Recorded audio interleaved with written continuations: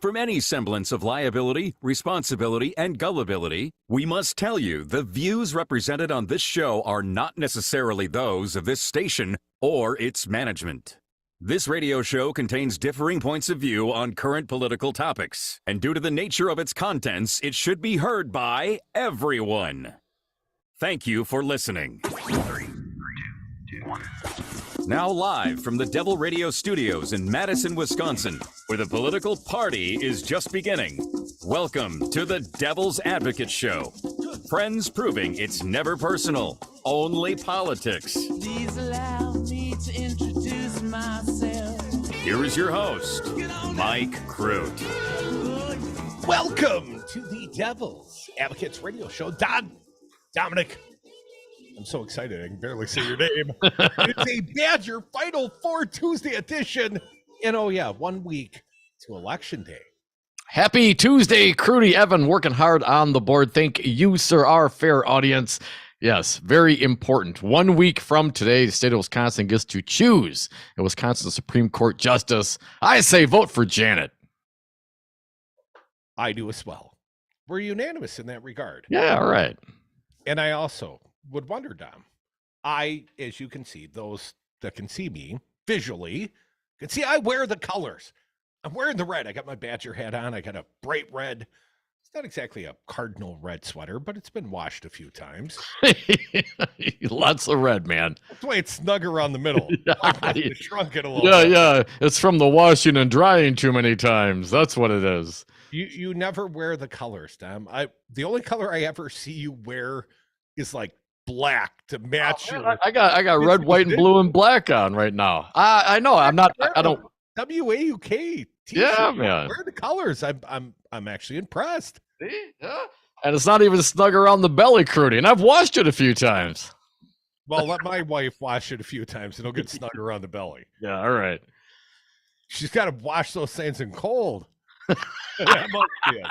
It must be it. You know who the Badgers are playing tonight? I do not. The NIT though, which is constellation. NIT okay. Final Four. Did you have the Badgers going this far in your NIT Final Four bracket? I did not fill up my NIT Final Four, unfortunately. You know, no one in America picked the NCAA Final Four. I mean, that thing was wrecked. Florida Atlantic. I mean, the players on Florida Atlantic don't have Florida Atlantic going to the Final Four in their own brackets. But anyways, I'm quite excited because my team, the Badgers, my beloved Badgers, I wear the colors. They continue, Dom, and they play the North Texas, the Mean Green. Sort of a crunchy color they've chosen. The Mean Green. All right, well, it's looking good for the Badgers then. And you know where they're playing that game, of course, Dom. Where? Vegas, baby. Oh, yeah. The NIT in Vegas used to be in Madison Square Gardens. I don't know if this is an upgrade, but they're playing the NIT Final Four in Vegas. If they win today, we're effectively the Badger pregame show in many of these network stations because we play the Badgers, and they're going to tip off at 6 immediately after the Devil's Advocates. And you can listen on WFHR, WRCE in Richland Center, and Lake Air up in Amory on 1260 AM. But if you're looking for it on the stream, I would recommend, and I understand, we have the right to stream the NIT Final Four game, Dom. We'll be streaming that. Find it at WFHR. Listen to your NIT Final Four only on the Civic Media app. All the real fans do, Dom. Yeah. And I was going to say, have you ever... I see you're wearing a radio-specific T-shirt related to Waukesha, as mentioned. But do you ever wear like the colors for anything? Do you ever do you love anything so much that you get the T-shirt? I mean, yes, I have lots of concert T-shirts, and most of them are black. I mean, I have a Packers jersey I wear, but I haven't been to a game in a while. I got some Bucks gear I wear once in a while. So yeah, I mean, I got a little bit. I got a Lions shirt, 1957. Don't stop believing. And there were world champions before the Super Bowl. So yeah, I got some colors. I got a guy I'm a fan of, Batman. He'll be joining us about 4:30 in the Solidarity Realty Studios here, WMDX in Madison. Batman at 4:30. But Dom, since you really don't have any good Where in the Color stories, I think I'll move on to the politicking. All right, let's do that. Let's do that. Janet Protasewicz. There are some troubling headlines in the daily paper today, the paper of record, Molly Beck, Milwaukee Journal Sentinel, and I am troubled in this regard. Janet Protasewicz is considering recusing herself from some very specific cases. Don't do that. I'm not voting for you, so you recuse. No, we're voting for you so you can be on the court in those very specific cases. Well, we'd like to see her join for all of the cases. She has already stated what she would recuse if it was the Democratic Party coming before the court as a litigant. I think that might be a future limitation. At some point, that's going to burn our asses. A 3-3 is still not a successful ruling. Without the swing seat, without the fourth vote. So anyways, here's what she says. If elected to the Wisconsin Supreme Court, Milwaukee County Judge Janet Protasewicz said she would consider recusing herself from cases involving Wisconsin's law known as Act 10. Don't do that. No one's asking you to recuse.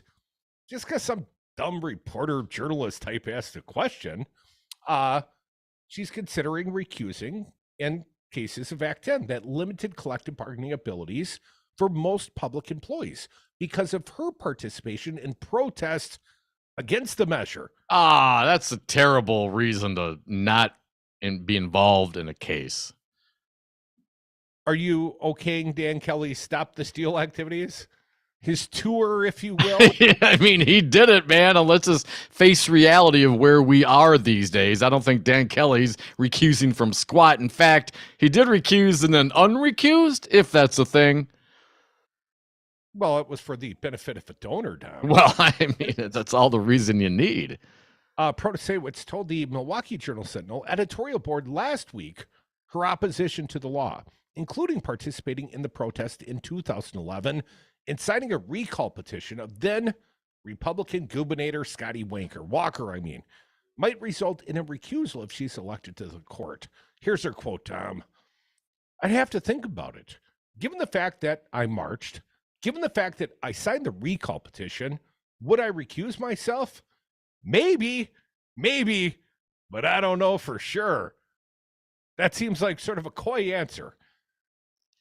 No, wait, don't recuse yet. Well, it's fair enough if she has not determined whether or not she would or would not. I mean, I don't think you go into this and determine ahead of time all the different cases and scenarios in which you would recuse yourself. So, I mean, she didn't say yes, she didn't say no. But if your justification for a recusal on any case is because you went out and protested a particular side of the issue, I mean, that's First Amendment stuff, man. I don't know about that.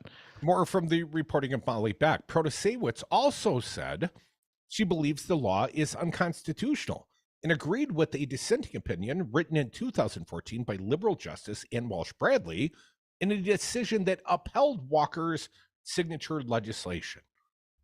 Bradley wrote in the dissent that the majority opinion diluted public workers' constitutional right to freedom of association. That's right up there at the top of the U.S. Constitution, isn't it? Like number one, Dom. The majority has opened the door for the state to withhold benefits and punish individuals based on their membership in a disfavored group, Bradley wrote. Act 10 has also violated the constitutional right of local governments to rule their own affairs by prohibiting the city of Milwaukee for paying its worker share of their pension contributions, Bradley wrote. Protasewicz said, I agree with the dissent in that case during an extensive interview with the Journal Sentinel, Dom. Crudy, the 2014 decision upholding Act 10 was 5-2, with former conservative Justice Michael Gableman writing the lead opinion, corrupted, which found that collective bargaining over a contract with an employer is not a fundamental right for public employees under the Constitution. Instead, it's a benefit that lawmakers can extend or restrict as they see fit, he said. No matter the limitations or burdens, quote unquote, a legislative enactment places on the collective bargaining process, collective bargaining remains a creation of legislative grace and not constitutional obligation. Legislative grace. Grace. What did Robin Voss say about corrupted former Supreme Court Justice Michael Gableman, who apparently wrote the majority opinion, an embarrassment to the state of Wisconsin. Yes, after he paid him over $1 million, and we're in $2.5 million into this whole fiasco. Fine when he wrote this opinion, though, didn't you, Robert? Yeah. He goes on to write, this is now what, Gableman. The First Amendment cannot be used as a vehicle to expand the parameters of a benefit that does not itself protect, Gableman wrote. Molly Beck now writes, conservatives say they believe a legal challenge to Act 10 could make its way to the Supreme Court if Protasiewicz is elected and liberal justices take a 4-3 majority on the court. Protasiewicz faces Dan Kelly, a former Supreme Court justice appointed by Walker in the April 4th election. Folks, that's 1 week from today. Kelly wrote in a September 2012 blog post saying that Act 10 had saved the state from budgetary woes. He dismissed the merits of one of the legal challenges to the law, writing there was no rational relationship between the law and the reasons given for deeming it unconstitutional. Kelly canceled a scheduled meeting last week with the Journal Sentinel editorial board ahead of the spring election. Spokesperson for Kelly did not immediately say whether Kelly plans to reschedule the meeting. Tom, he apparently was busy making his Willie Horton-style social media ad to cast mud at Protasiewicz, like they did at Dukakis once upon a time. Very busy, very creative staff they have, copying one of the most infamous ads ever created in politics. Way to dig deep, folks. Tom, any reason that you think that Janet Protasiewicz should recuse? I mean, really, just stepping out of the partisanship for a moment. Well, no, I mean, look at this case. I mean, we have Protasiewicz, and she has her opinion, which she signed a recall and she, protested against it. Then we also have Kelly on the other side who says that, this is great and it saved us from budgetary woes. So is he going to recuse himself? No, man, everyone's got an opinion. You can exercise your First Amendment right. It's about matters of the law. And if she had a problem with it, she has every right to express herself as much as Dan Kelly has to express himself. How about when there is a large, substantial financial contribution from a litigant before the court to one of the justices on the court? Well, so long as this, at least a year ago, then it's all fine. At least that's precedent. The Prosser precedent. Right. Folks, we are the Devil's Advocates Radio Show. Been setting a precedent around here for going on 12 years. Damn! Nothing but the greatest radio shows ever. We're your pregame right up until the Badger Final Four tip-off against the North Texas Mean Green. Go Bucky. Come back, more Devil's Advocates. I got a great story from last night. You're going to want to hear it. Wake up and text. Text and eat. Text and meet up with a friend you haven't seen in forever. Hi. Oh, hey. Text and complain that they're on their phone the whole time. Text and listen to them complain that you're on your phone the whole time. Text and never. But when you get behind the wheel, give your phone to a passenger. Put it in the glove box. Just don't text and drive. Visit StopTextsStopWrecks.org. A message from NHTSA and the Ad Council. Telling my girls about my Alzheimer's diagnosis was hard. But Mom's early detection gave us time to make a plan. Talk to your family about seeing a doctor. Go to alz.org/time to talk. A message from the Alzheimer's Association and the Ad Council. Listening to the Devil's Advocates may expose you to opposing views. Dominic, if you're going to correct me, do it on the radio for the world to hear you. You're correcting my enunciation. Pseudonym. That's a silent P, like psycho. See how I do it? You ever mispronounce a word? Your wife or maybe a buddy feels like they got to correct you. If they don't teach you how to say the word right, their day is not complete. When I come over to bust your ass, you're going to play opossum. Now join us anytime. Go to civicmedia.us. Weather brought to you by Gloria Reyes from Madison Mayor. Say yes to Reyes on April 4th. Let's save Madison's finances. Elect a real progressive. Elect Gloria Reyes from Madison Mayor on April 4th. I'm proudly endorsed by the Wisconsin State Journal. I'm Gloria Reyes and I approve this message. Say yes to Reyes on April 4th. Paid for by friends of Gloria Reyes. Here's your Mad Radio forecast. Cloudy skies expected tonight with a chance for snow. Lows dip down to about 25. Winds out of the west, 8 to 15 miles an hour. Ample sunshine expected tomorrow. Chance of snow. High temperatures reach up to 34. Clear skies and quiet again tomorrow night. Lows level off around 18. About an inch of snow tonight. For Civic Media, I'm meteorologist Eric Height. Currently, it's 42 degrees.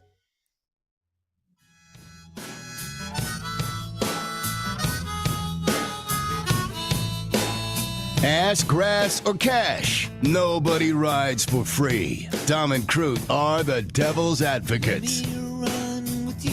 And we are back from the 420 break. Thank you for listening to the Devil's Advocates radio show. You can always be a part, offer your opinion at 844-967-2789.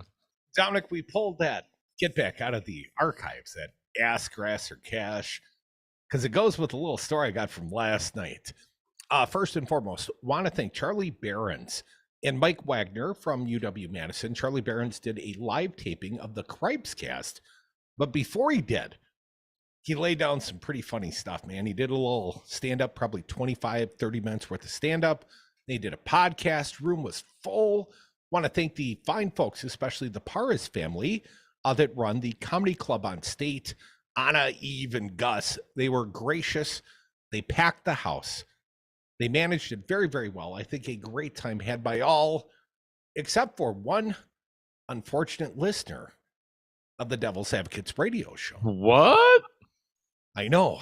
I was feeling awfully bad about 8:30 last night. And Charlie took the stage officially at about 8 o'clock and did his little stand-up. And that was the fun part. You can hear the Cripes cast. That was also fun, but that was a little more political, talking about the Supreme Court election next Tuesday. It'll play out across the Civic Media Network, noon on Saturday, and a replay on Sunday. So if you missed it, you can hear it. But Rico from Rock County, our buddy, he won some tickets. Why? Because he said the most Wisconsin thing ever was the jump around. And it's so obvious, like, oh yeah. So I gave Rico a pair of tickets, VIP up in the front. And he and Mrs. Rico, very nice lady, Amy, I believe her name, they came down, drove up, more accurately, drove north from Janesville, a little closer to the legal marijuana state down south, if you know what I mean, Dom. But I meet them in the bar last night. I'm hiding out in the bar. I don't actually have tickets for myself. I'm enjoying the show from the back of the room and, then sneaking back in the bar with a couple of our engineers. And I meet Rico and Mrs. Rico, and they got a sad story to tell, Dom. They drove up from Janesville. They were on Regent Street in Madison, getting near where the venue was, hit a big honking pothole and popped 2 tires. Oh, no! 2 tires. They get out of the car. They leave their car parked at one of the local hospitals, hump it over to Comedy on Stage just in time to see Charlie take the stage. So they see the little stand-up portion. But now Rico is feeling a little angst because Rico's got to go deal with 2 flat tires, right? And he's not even in his hometown. He's got to call the kids or somebody to come get him. And so anyways, I hear this story from Rico. Oh, man. And there was a confluence of strange things that happened last night. 1, Trudy was drinking doubles in the bar. 2, that's not strange. Well, but I didn't want to drive home. You know what I mean? Like I knew better. Yeah. 3, I didn't really want to leave my truck in the ramp last night downtown. So I flipped Rico the keys and said, take her home, Rico. And I got to tell you, Rico, very, very gracious, very thankful. And obviously I saved his good time, date night with the missus. They texted me last night, got home safe. Your baby's okay. Like that's at least, I don't even care about that. Right. So Rico brings it back today. And I got to tell you, I was a little disappointed. Why? It was full of gas. Gas, grass, or cash, Rico. Nobody rides for free. So it wasn't the ass, wasn't the grass, it was the gas. Yeah, very gracious man. Filled up the tank for me. So, nice. Thank you.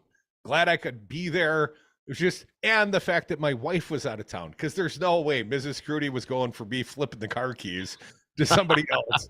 I would have had to restrain myself, maybe be a little more moderate in my drinking. And also, William Walters, one of the fine fill-in hosts here, perhaps a bigger role coming soon for him. Thanks for the ride home, man. Save me. Come on, man. You can't take an Uber or a Lyft or something? Well, he doesn't drink, so I had a sober driver. I took advantage of it. Gus was going to make one of his daughters drive me home. I'm like, no, Gus, no. I'll call Union Cab. I'll figure it out. I'll get a bus. So anyways, I had a great time at the Charlie Barron show, and I did have a chance to speak with Charlie after the show, very, very briefly, because I understand, showbiz, the entertainers, Dom, after you're done with the show, you're a little spent. No one wants to deal with the fans for too long. See, I'm being a smartass here. I love is that it? But you got to think Charlie has a few more fans than maybe yours truly or Dom. I mean, maybe. It's close. Crudy, now my understanding, not a very political guy, Charlie, at least publicly. How did that come off last night? The only encouragement that I heard from Charlie that was political, quote unquote, was the encouragement to vote on April 4th, regardless of whom one may choose to vote for. I would tell you Janet Protasewicz is the correct answer, but that was not the encouragement of Charlie Barron's last night. Charlie just wanted you to know in that room, a lot of college kids. And that was the point. The college kids got the cheap seats, and a lot of them, like 250 college kids in the room, probably like 50 stepdads, sorts like yours truly. Those of us that paid a higher price for tickets. Right. And how about the professor? What any particular leanings or takeaways? Well, he and I had a little chat after the thing. I just told him I thought it was a good interview. I, from offstage, from the bar, was monitoring how much beer he had left in his glass. And when he got below a certain point, as a good Wisconsinite, and I felt like I was part of the hosting of the big extravaganza, Civic Media presents Charlie Barron's. So I told the Wade staff, hey, round on me. Let's get it out to the boys. So Charlie got his Miller Lite, and his guest got something in a glass, a pale ale-ish kind of beer. But I didn't let him dry up on stage, man. That's good, man. You can't get parched when you're talking. We never do. No. Although I use the green rocket fuel, I got a whole different thing. Your favorite is tequila, isn't it? Come the happy hour, absolutely. Little pregame show. Don't forget Batter's Final Four. Your phone calls and a fine guest, Matt Rothschild, Batman, in studio, right here with me. Coming up, I'll offer him a beer or a soda or some tequila.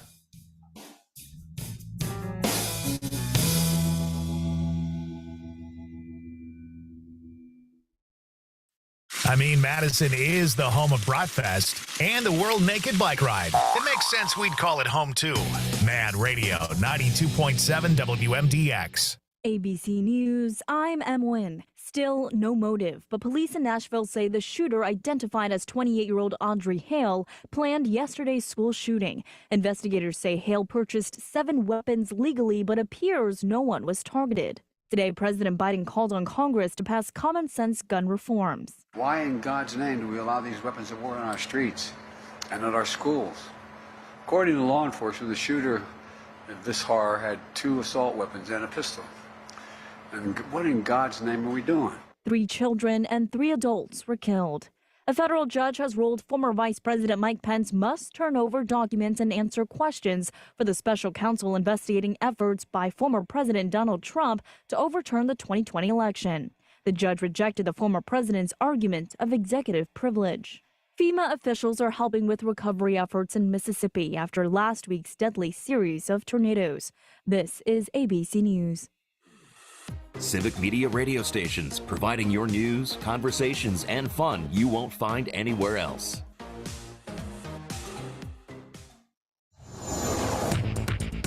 For Civic Media, I'm Jane McNair. Here's what you need to know. News 18 reporting Judge Janet Protasewicz and former Justice Dan Kelly spoke at the Labor Temple in Eau Claire last night. The candidates making a final push before Election Day next Tuesday. Tune into Civic Media stations for live election night coverage starting at 7 p.m. on April 4th. Frustrated property owners in central Wisconsin trying to get some clear answers from a wind turbine company. Last night, residents in Clark County confronted wind energy company RWE, trying to find out how their land and rights will be affected if they sign contracts to install wind turbines on their property. RWE refused to attend a meeting arranged by Farmland First, an activist group trying to inform people what's involved in the complicated contracts the wind energy companies are proposing. Instead, they held their own open house. Some concerns include potential health risks, noise issues, and a decrease in property values. I'm Jane McNair. This is Civic Media News. Civic Media promised you something big to celebrate our new and still growing network of radio stations. When we announced the one-day $1 million advertising giveaway for Wisconsin businesses, you responded. Just wanted to echo your sentiments about the advertising. That's really a cool deal and really remarkable. $1 million of free advertising. Now, if you missed this chance to work with our team, go to civicmedia.us and click on the sponsorship tab. One of our local sales pros will get right back to you. civicmedia.us and sponsorship. Weather brought to you by Gloria Reyes for Madison Mayor. Say yes to Reyes on April 4th. Let's save Madison's finances. Elect a real progressive. Elect Gloria Reyes for Madison Mayor on April 4th. I'm proudly endorsed by the Wisconsin State Journal. I'm Gloria Reyes, and I approve this message. Say yes to Reyes on April 4th. Paid for by friends of Gloria Reyes. Hey, Brad from Zero Res Madison here. What's the best way to clean your carpet? Well, not surprisingly, it's the same way you clean your clothes. You wouldn't clean a dirty shirt by running a white cloth over the top of it, nor would you try to get it clean by sprinkling chemicals and rubbing it in. For a real clean, you need hot water, agitation, and a cleaning agent, just like your laundry. For a fresh, healthy clean with no residue, call Zero Res Madison or schedule online. Zero Res, spell it forward or backward, it's the right way to clean. Hey folks, Stephanie Miller here. As an enlightened progressive, you know how important it is to do business in accordance with your politics. That's why Solidarity Realty is my favorite real estate firm in Madison. Solidarity Realty is a local independent realty company that lives their values. They provide outstanding expertise and protect your best interests while building community and promoting sustainability and diversity. Vive la resistance! Find them today at solidarityrealty.com. And don't forget, tell them Stephanie Miller sent you.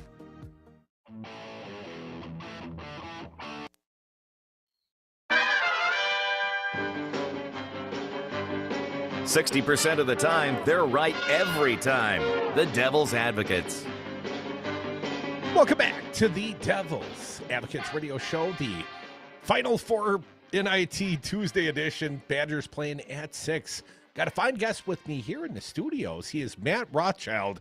He's Batman from the Wisconsin Democracy Campaign, executive director thereof. Matt, welcome back. Thanks for answering a late bat call. Hey, Matt. That's cutting it close, but I got my card down here in the Batmobile. When I called Matt today, Tom, I said, I know that you, unlike some, will not be insulted by the lateness of the ask, but sure glad you answered. Matt, 1 week from the election day, a lot of jing flowing through the state of Wisconsin. I don't know. Have you seen any of the political ads, Matt? Crazy, obscene amount of money in this race, shattering all sorts of records. The old record here in Wisconsin for a Wisconsin Supreme Court race was 10 million. Right now, we're at about 40 million. Oh my God. The old record. The most expensive judicial race in the nation's history. Yeah, not only in Wisconsin history, but in U.S. history. The record in U.S. history was 15 million in a race in Illinois back about 15 years ago. But this time around, we're shattered. The noise you hear is all those records being shattered. And it's crazy. The outside money has been insane. The former record here in Wisconsin for outside money, that's money coming from outside groups, not going directly to the candidate himself or herself. That record used to be $5 million.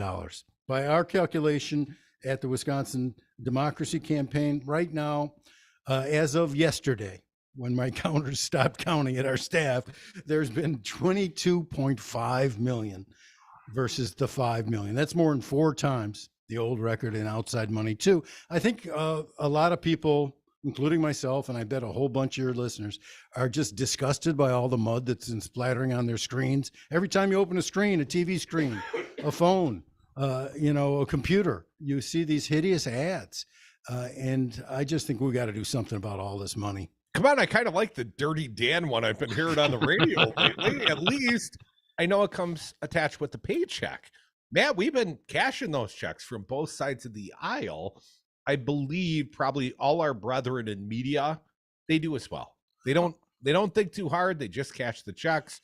Have you seen any truly despicable ads in this cycle? I mean, I saw some awful ones during the senatorial midterms. In this cycle, it doesn't seemingly, they haven't devolved quite that bad, but maybe it's just a matter of perception. Well, it is a field day for anyone who's cashing the checks in media for sure. But the ads have been really ugly, though, and sometimes you don't even know who the candidate is, whether that's Kelly or Protasewicz. If you're looking with your eyes closed and just hearing it, or vice versa, if you're just seeing the images, because several of them are just mirror images of the other. This candidate is soft on, someone who's committing a horrible sex crime. And it's just really, is that what it's coming down to? I know you are, but what am I? It is kind of playground. It's unfortunate. I do think that Judge Janet ran a bad ad when she accused Kelly, when he was private practice, of who he was representing. This isn't one ideological thing that he loves to represent sex offenders. He was just being a lawyer in that one. It's a different thing when he's out, on his Gableman, campaign stops around the state saying ridiculous Don't things call it about a the tour, election. please. Yeah, it wasn't a tour. That's not a tour. So, Kelly should be hammered for that, and I'm glad he is being hammered for that. But I just can't stand the ads by Kelly and by the misnamed Fair Courts America, which is Richard Eline's group, about Judge Janet's record on a couple of cases where she didn't throw the book at the defendant, and who knows why. And similarly, I think Judge Janet's ads attacking Kelly for the same thing are pretty objectionable. So I haven't been happy with the quality of the ads. They're not as blatantly racist as the Eline-funded ads against Mandela Barnes during the election last fall, maybe, but they're not pretty little things for our democracy to watch. Folks, you're listening to the Devil's Advocates radio show. That is Matt Rothschild. He is the executive director from the Wisconsin Democracy Campaign. Matt, always a pleasure to talk to money and politics with you. The Journal Sentinel, Molly Beck and Daniel Bice teamed up today. Their title, Billionaires George Soros, J.B. Pritzker, and Uihlein pour millions into Wisconsin Supreme Court race in final weeks. Knew of the Soros, knew of the Uihleins, but Pritzker was a interesting one to me, the governor of Illinois. Matt, do you have any numbers on what he's doing? I think he gave $1 million to the Democratic Party of Wisconsin.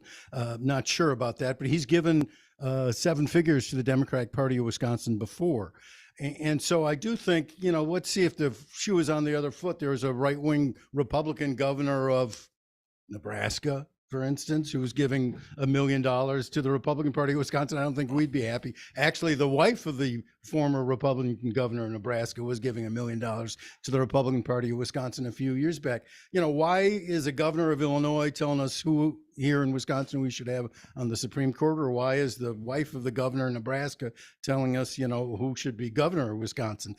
I think we got to do something about this outside money on both sides. Well, let's talk about, let's go there for a moment. Now, what are the limits right now individually that an individual can give to a campaign, and what are the limits a individual can give to a political party, and how has that changed over the last several election cycles, Matt? Well, it changed in 2015 when the Republicans and Scott Walker changed our campaign finance law, and it's kind of biting them in the backside right now because Ben Wickler's playing their game better than they are. What they did was they changed the amount that individuals could give directly to the political candidate for Supreme Court from $10,000, which I thought was already ridiculously high, to $20,000. And even more than that, they totally tore down the ceiling on what a rich person could give to the political parties. There used to be a de facto $10,000 limit on what you could give to the political parties. So if you gave Scott Walker $10,000, his campaign committee, you couldn't give a dime to the Republican Party of Wisconsin.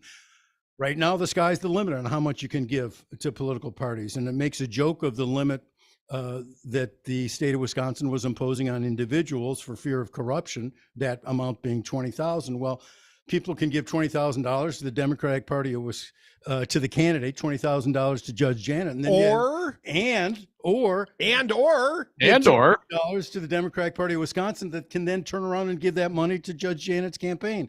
Or similarly to the Republican Party of Wisconsin, you can give $20,000 to Dan Kelly if you're Richard Eline, and then you can turn around and give as much money as you want to the Republican Party of Wisconsin, or spend $5 million on your Fair Courts America, or however much money you spend. It's going to be more than $5 million, Matt. when the end of the day, we count all the dollars, it will be. But yeah, Richard Uihlein, this rich guy who runs the Uihlein Corporation, who lives in Lake Forest, Illinois, of all places, is just spending ridiculous amounts of money here. And it's allowable because changes made in the Wisconsin campaign finance law and also U.S. Supreme Court decisions and Citizens United and a couple other ones related to it. Now, hang on, Matt, if I might jump in here briefly, Curdy, then I'll let you go. The reason initially for these kinds of limitations and the transparency is to what? To ward off corruption, right? That kind of thing. But doesn't it seem to it be that if you are allowing people to give an unlimited amount to the political party, and then the political party has no restrictions on itself on how they can give the money, you can launder the money through the political party and ends up with the end result with the candidate anyway. Is a person's name tracked all along with that, or does that become anonymous at some point? No, you can track it. You can see who the biggest donors to the Democratic Party of Wisconsin were. And actually, I just asked my staff to do that this afternoon because I want to see who's giving all that money to the Democratic Party. And it does raise the question of corruption on both sides. These big donors are going to be able to come knocking for favors, possibly from the justices themselves. And is that what we really want? That not only are our voices being drowned out by this big money, but the invitation for corruption is right there embossed on the letterhead practically. Laundered, such a dirty term. I prefer sanitized. Sanitized through the parties. Folks, you're listening to the Devil's Advocates. Got Batman, Matt Rothschild from the Wisconsin Democracy Campaign. Well, Matt, I have to ask, what about recusal policy? Janet Protasewicz has implied or stated she would recuse if the Democratic Party was a litigant before the court. Of course, she's running for a Supreme Court seat because they are, quote unquote, grandiose donors to her. And they are, like $9 million in the last spending period. She's right to say she'll recuse herself if there's a case brought by the Democratic Party. But you can't make her. Can't make Dan Kelly. Dan Kelly takes the opposite tack. Well, I'll decide case by case. But that's effectively him saying, I'm not going to recuse. And no one could make Protasewicz recuse. The ethics of the Supreme Court is sort of a self-governing body, is it not, Matt? And if you got the votes, and if it's, effectively Protasewicz going before the court with the same allegations against her that Gableman had when he won an election by smearing Louis Butler through campaign ads back in 2008, well, it was a 3-3 court. No, well, send it back. Nothing happened. Well, didn't even get a slap on the wrist, Matt. I mean, just because they're sleazy, it doesn't mean people on our side should be sleazy. And there needs to be a tighter recusal rule at the Wisconsin Supreme Court. Right now, the recusal rule is essentially no rule at all. Our friends at the League of Women Voters had asked for a tighter recusal rule. 54 retired judges had asked for a tighter recusal rule. Who wrote the recusal rule for the Wisconsin Supreme Court? Wisconsin Manufacturers and Commerce and the Wisconsin Realtors Association. They are huge donors. Both those organizations, Wisconsin Manufacturers and Commerce, the big Republican conduit. Of course, we still have a manufacturing and ag tax credit that has blown the budget year after year, is purely for the benefit of the richest Wisconsinites, and gives a tax benefit to manufacturers, 0.4%.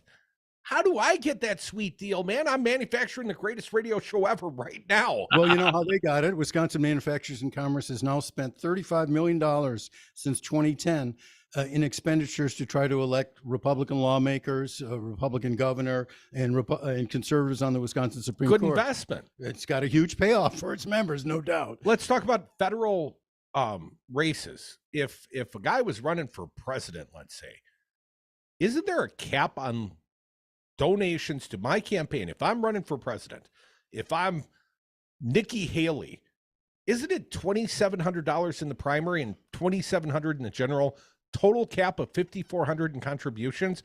And setting aside the corruptness of giving the money directly to the party and letting them sanitize it back to the candidates, $20,000. Why is a Wisconsin Supreme Court race 8-10 times more important than the presidential campaign. Yeah, I mean, the limit on direct donations to candidates for Wisconsin Supreme Court or governor are just way out of whack. I mean, you properly said that the amount you can give for your favorite candidate for president is under $3,000, and here it's $20,000. Is it that much more pivotal a position, governor? I mean, it's ridiculous. But who wrote the legislation? The Republicans wrote this legislation. They thought it was going to benefit them. And I think in the long term, it probably will benefit them. I think Democrats shouldn't get the idea that just because Ben Wickler is a better fundraiser than his counterpart at the Republican Party of Wisconsin, that, hey, Democrats and progressive will always be able to beat Republicans at their own game. Not true. There are more conservative millionaires, multimillionaires, and billionaires out there than there are liberal ones. And this isn't a money game that we're going to win most of the time. Well, and it somehow is contrary to my progressive values to think, man, let's go buy ourselves a Supreme Court race. Let's be the ones that win the money contest. And of course, I'm not talking about unilateral disarmament. The Democrats shouldn't throw back all their weapons if the Republicans are going to continue to use the same laws on the book. But ultimately, I think it erodes the support of the candidates when they feel like our candidates on the Democratic side are bought and paid for. It does that. In a real democracy, we all should have an equal voice, and we don't. Our voices are being drowned out by the big and dark money. We should have self-rule in Wisconsin. Our voices are being drowned out by money from outside of Wisconsin. And it's getting to be a joke where the winner is going to be, whether Ben Wickler can speed dial multimillionaires faster than Richard Elon can electronically transfer money into his PACs. I mean, is that really what an election's coming down to in Wisconsin? George Soros, if you're listening, 844-967-2789. You can Venmo both Dom and I tuition money. We'll take it, man. It's Matt Rothschild. Matt, you got time? Can you stick around a bit longer? Sure, I'm here. We are 1 week away from a Supreme Court race. The expenditures have become unsightly, let's just say. And I think it really is what is eroding our democracy. Until we solve this money problem, we don't have a voice. I'm not a billionaire. I don't even want to be a billionaire. I would like to own a few senators, though. Come back, more Devils. Matt Rothschild and you. Stories come to life at your local parks and forests. They're places of wonder, and they're closer than you think. Make the forest part of your story today at a local park near you, or find one at discovertheforest.org. Brought to you by the United States Forest Service and the Ad Council. It's time to get out the vote with Wisconsin's own Charlie Behrens, Monday, March 27th at 7 p.m. at Comedy on State. Be a part of a Cripescast Live event with Charlie and his guest, journalism professor Mike Wagner. They'll discuss the importance of the upcoming Wisconsin Supreme Court election on April 4th. And, of course, have a ton of fun along the way. Tickets are just $10 with all proceeds going to the Boys and Girls Club of Dane County. A limited number of VIP tickets are $50. Log on MadisonComedy.com. Plus, listen to your favorite Civic Media hosts this week for a chance to win a pair of VIP tickets of your own. The Devil's Advocates. The conservative dating app, The Right Stuff, is failing 3 months after launch. In October, the app, The Right Stuff, had just 11,000 downloads. The profile creation process also asks users to list their thoughts about the January 6th Capitol riots. Two reviewers claimed that FBI and police officers visited their homes after filling out their profiles. The political party that is the Devil's Advocates radio show, live weekdays from 4 to 6 p.m. Weather brought to you by Gloria Reyes for Madison Mayor. Say yes to Reyes on April 4th. Let's save Madison's finances. Elect a real progressive. Elect Gloria Reyes for Madison Mayor on April 4th. I'm proudly endorsed by the Wisconsin State Journal. I'm Gloria Reyes, and I approve this message. Say yes to Reyes on April 4th. Paid for by friends of Gloria Reyes. Here's your Mad Radio forecast. Chance for snow tonight, otherwise overcast. Lows level off around 25. Winds out of the west, 8 to 15 miles an hour. Chance for snow again tomorrow. High temperatures reach up to 34. Sunny skies and calm. Clear skies and quiet again tomorrow night. Lows level off around 18. About an inch of snow tonight. For Civic Media, I'm meteorologist Derek Height. Currently, it's 42 degrees.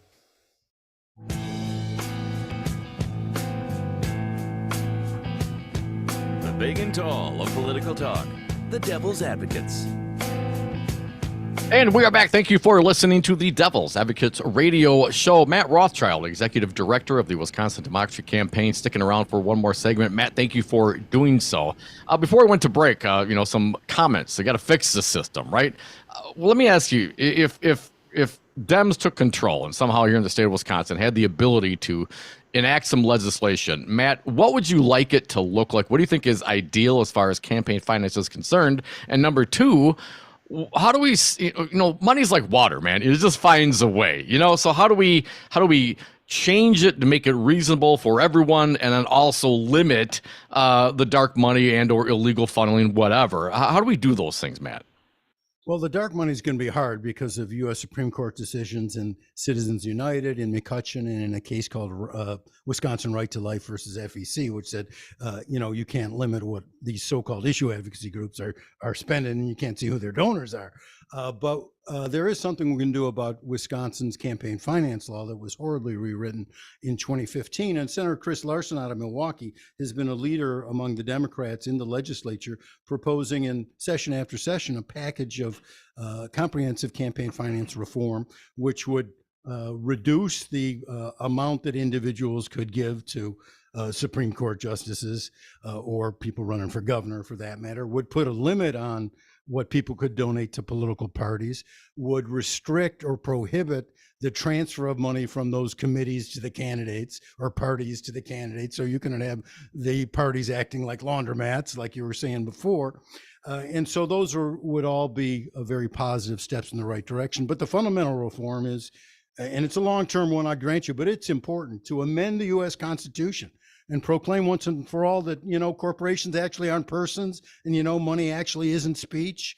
And we can pass laws that regulate what's going on during campaigns so that not everybody's voice is drowned out in our democracy.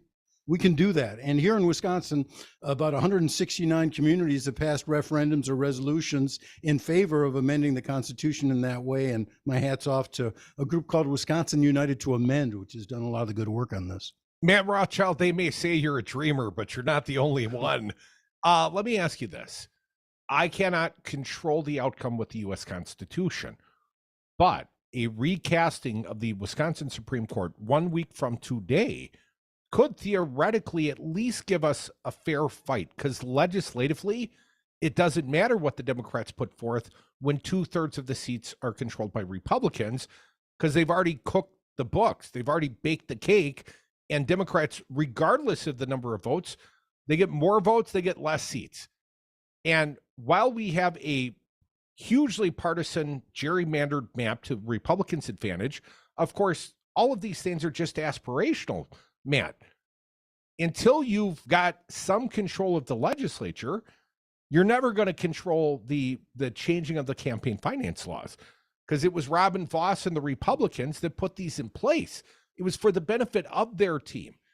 And I would wonder, will Democrats, if they win control of the House and Senate, the Assembly and the Senate here in Wisconsin, in some future point, would they have the courage to cut those strings from the mega donors and say, you know what, it's for Wisconsin's best interest, even though in the short run, we've got the financial advantage as a party?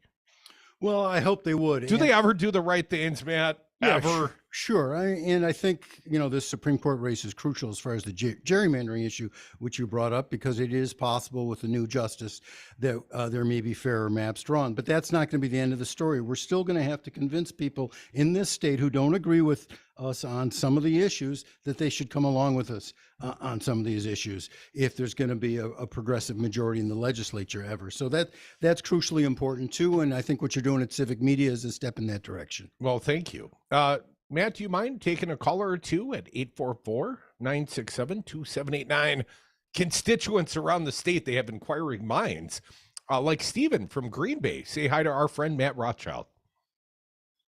How you doing, Matt?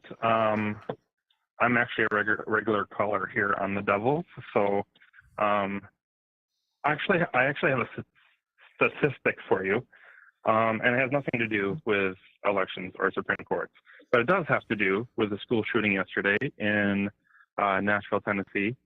And I did some Googling, And so far this year, we've had 1,389 school shootings that have killed 398 teens and children.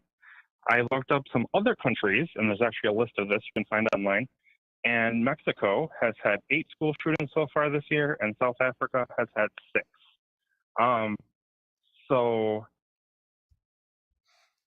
Hang on, Stephen. I want to make sure I understood you. Did you say your numbers state that there were over 1,000 school shootings this year in this country?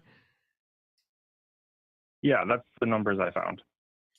That seems high. I mean, you're talking about. It just seems high to me, man. But I'll have to look it up.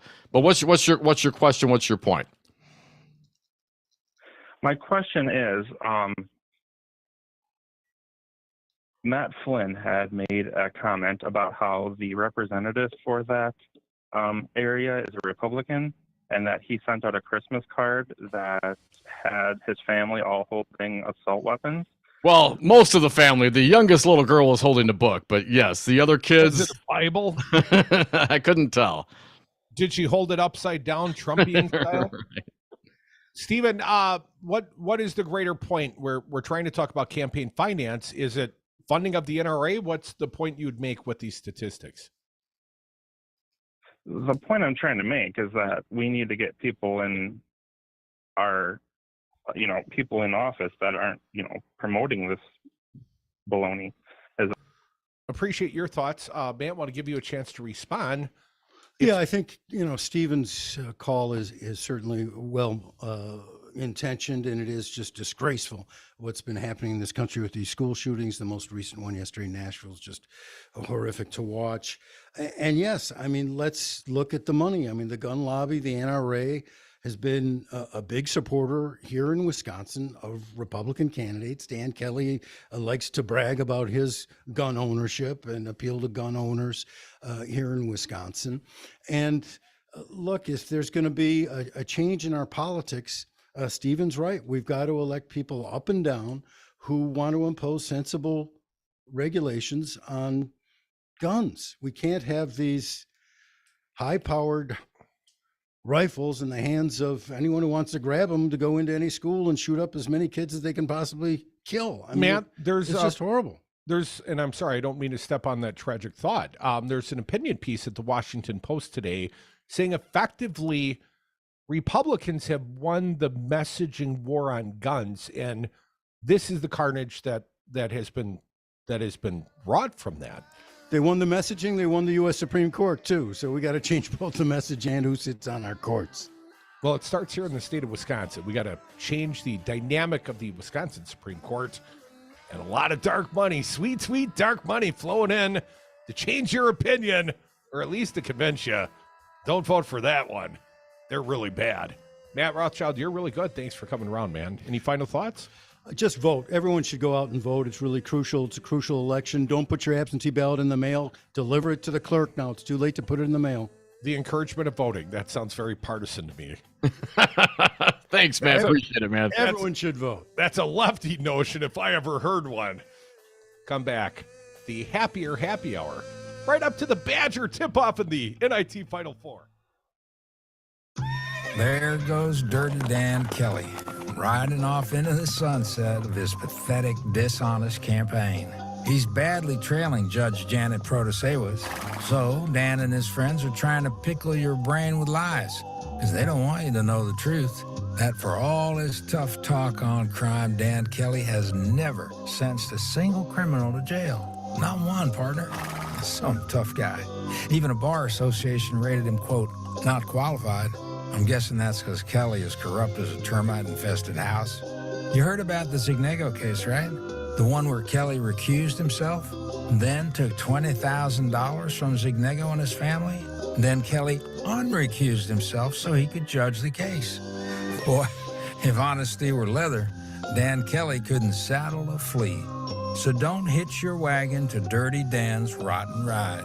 He's just too corrupt. Paid for by G.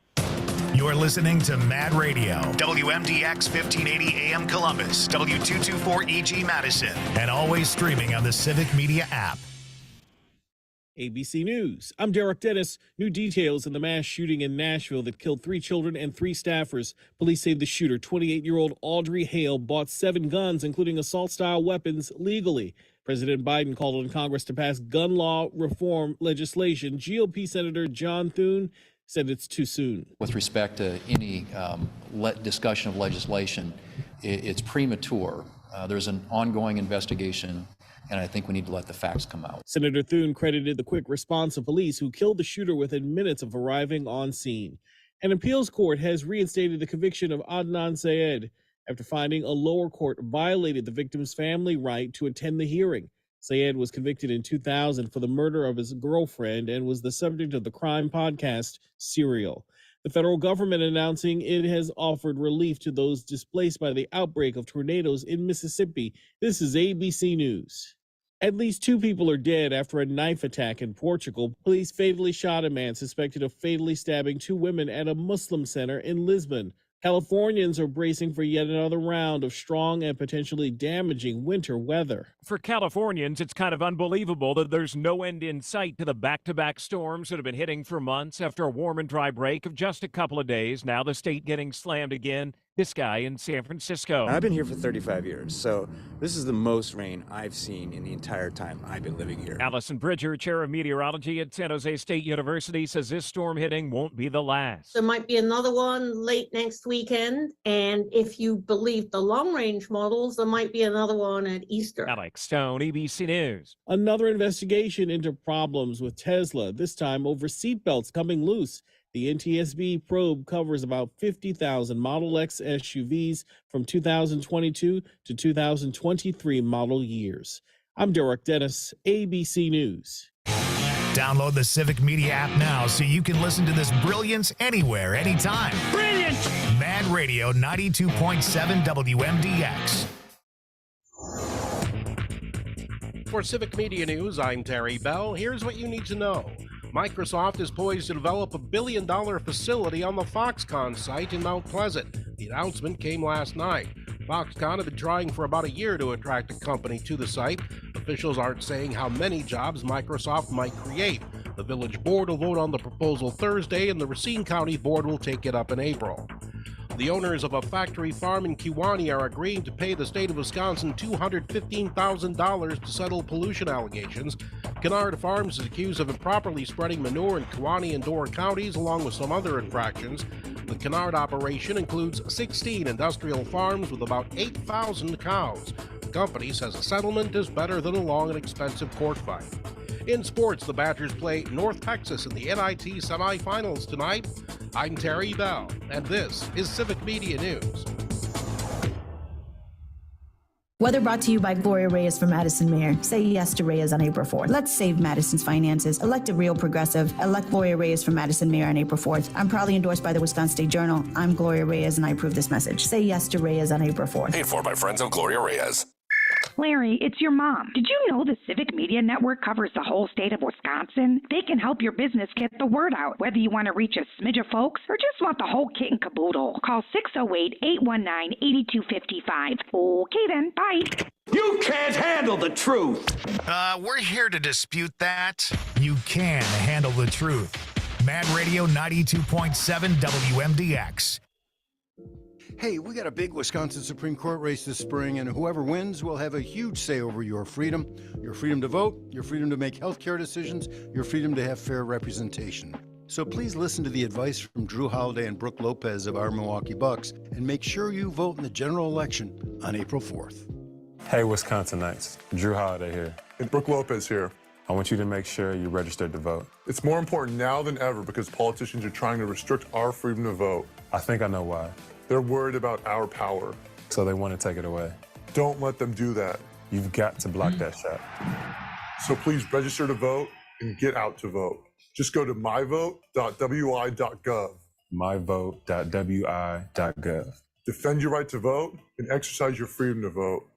Paid for by the Wisconsin Democracy Campaign, wisdc.org, which is solely responsible for the content of this advertising, not authorized by any candidate or candidates committee. Hey, this is Matt from Design Garden. Remember when the internet was new? Back then you had to leave your house to start a business. Companies used to pay programmers bags of cash to get online. Now, small businesses can get online with a Facebook business page, or Squarespace, or Google My Business, or WordPress. But which tools should you use? Can you afford to go down the wrong path? Design Garden uses modern tools to build your website the right way. Find us online at design.garden. Again, that's design.garden. Do you have Flex or health savings account money available? Brittany here from Ula Eyewear. My team and I would love to help you put those dollars towards something stylish, useful, and fun. Ula Eyewear has been family owned and operated for nearly 25 years. We pride ourselves on pairing excellent customer service with unique, quality, and eye-catching eyewear options for everyone. So invest in you and the eyewear you want by visiting us today at Ula Eyewear, Hilldale Shopping Center, Madison. Mad Radio 92.7 programming is produced live in the Solidarity Realty Studios. Solidarity Realty, there is an alternative. Warning, you are about to listen to the greatest radio show ever. And due to contractual obligations and to shield our airwaves and corporate licensees from any semblance of liability, responsibility, and gullibility, we must tell you the views represented on this show are not necessarily those of this station or its management. This radio show contains differing points of view on current political topics, and due to the nature of its contents, it should be heard by everyone. Thank you for listening. 3, 2, 1. Now live from the Devil Radio Studios in Madison, Wisconsin, where the political party is just beginning. Welcome to the Devil's Advocate Show.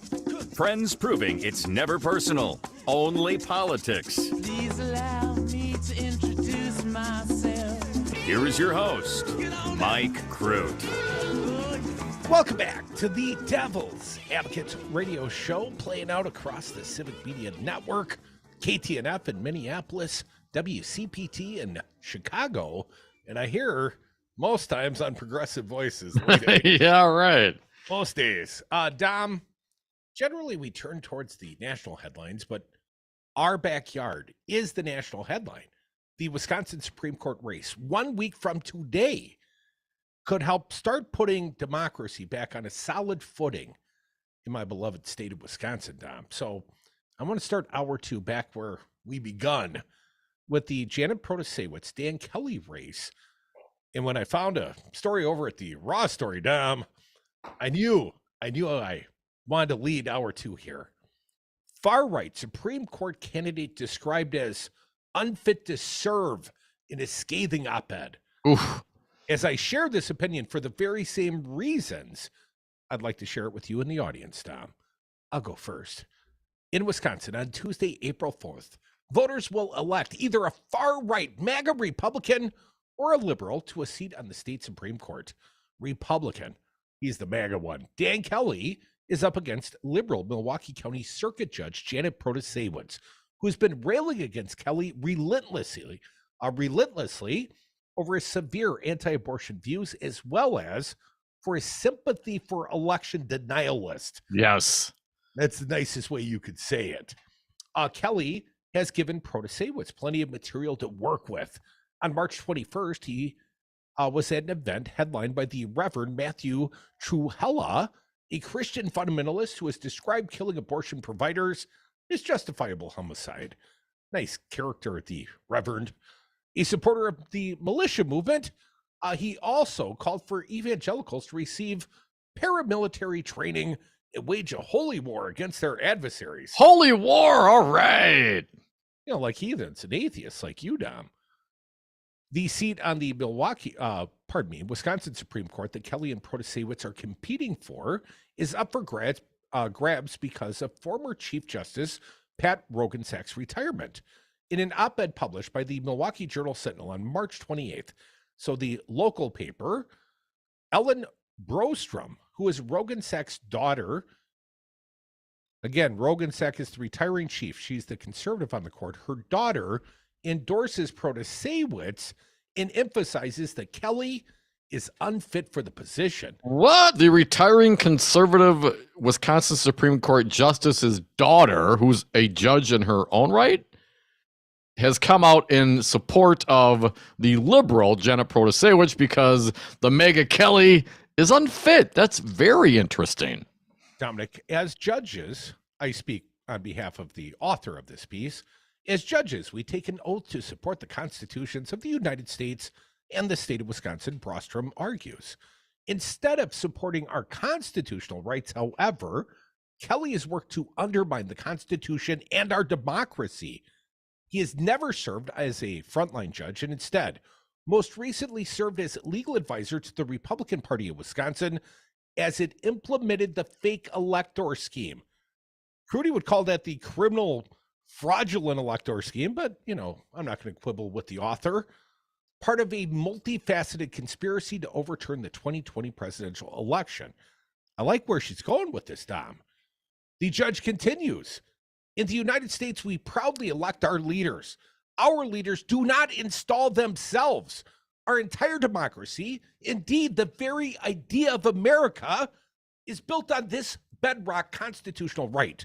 Whatever our flaws and shortcomings, and Dom's got a few, America and Wisconsin specifically has been a city on the hill for the peaceful transition of power. Crudy, Wisconsin is among the 5 states that former President Donald Trump won in 2016 but lost in 2020. And Brostrom slams Kelly for being sympathetic to the MAGA Republicans who tried to overturn the Democratic election results in a state that now President Biden won fairly. A quote, Instead of peaceful transition, however, since the last presidential election, the country has been subject to a massive fraud designed to convince fellow citizens that the election was stolen. It seems the losing side, led by President Trump, Fox News, and his allies, believes the results should be overturned by any means necessary. To that end, they have intentionally lied to the American people and conspired to keep Trump illegally in power. She continues, sister. Kelly assisted in this scheme, and that makes him unfit to serve on our state's highest court. I believe we all have a patriotic and moral obligation to vote against candidates who have helped this conspiracy along, even if we are not fully comfortable with their opponent or would not vote for them otherwise. Kelly helped this conspiracy along, working to overturn the 2020 presidential election. That is not conservative. That is not American. Kelly is unfit to serve on our highest court. I have always had that opinion of him, Dom. He is contemptuous of the people of the state of Wisconsin. And of course, the Constitution, right? That's the big flaw. The fact he would set aside the Constitution, the will of the electors, he would represent the fraudulent, criminally, I would assert, fraudulent Trump electors here in the state of Wisconsin. He would, be a conduit for the RNC, but somehow defends himself because he was just cashing checks as a 1099, not a direct employee. Right, I wasn't on the payroll. I was a contractor. Kind of like when he defended sexual abusers, because he's never been a judge, as it's been pointed out many times.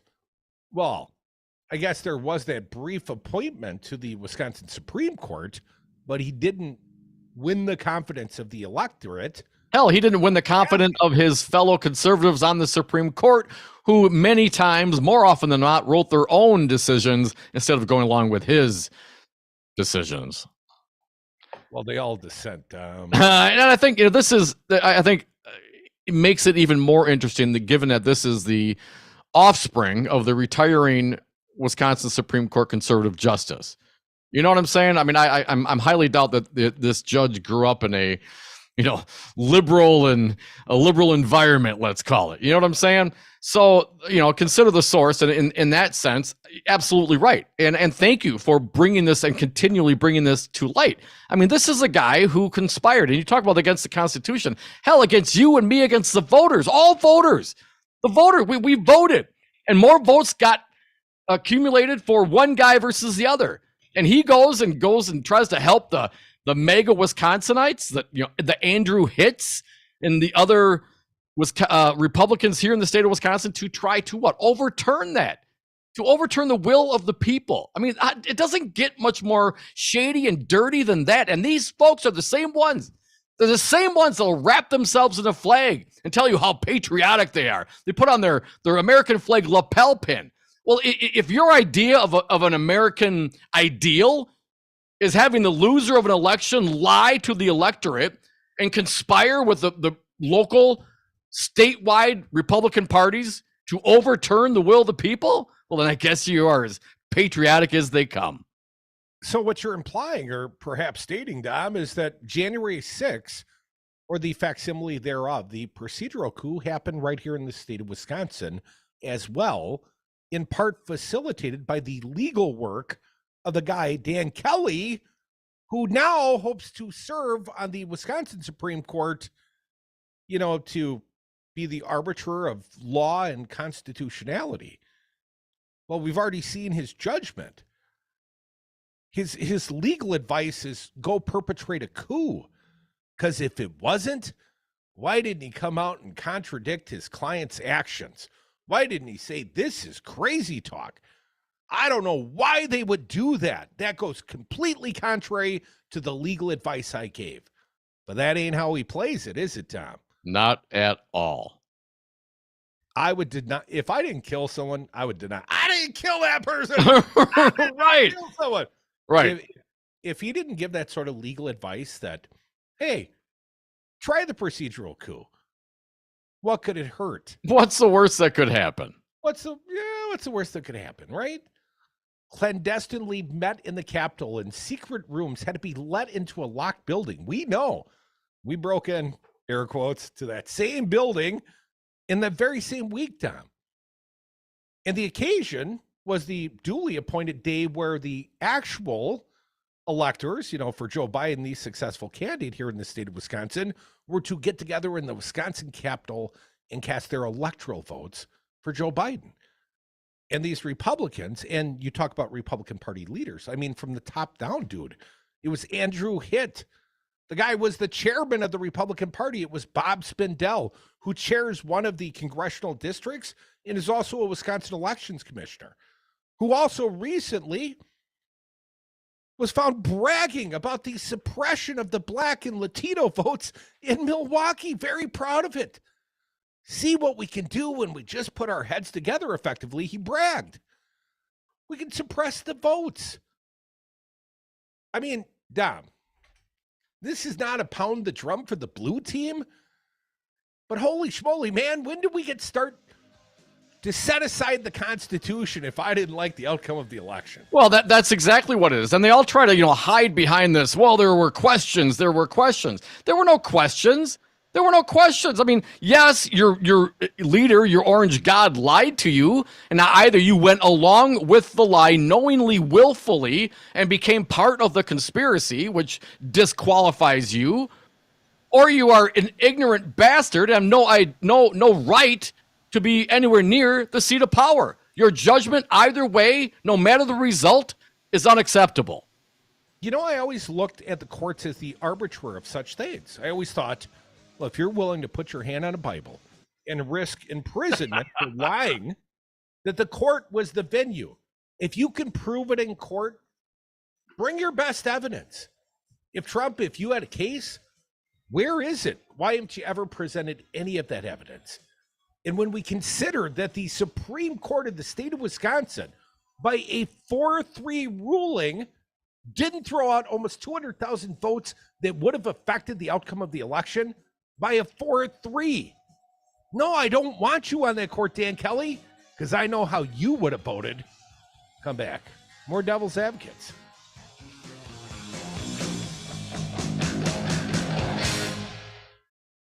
Motherfucker. If a natural disaster comes knocking, how prepared is your family? You can't just close the door on earthquakes, floods, or hurricanes and hope they go away. That's why it's important to make a plan now. Ready.gov/plan has the tools and tips you need to prepare your family for an emergency.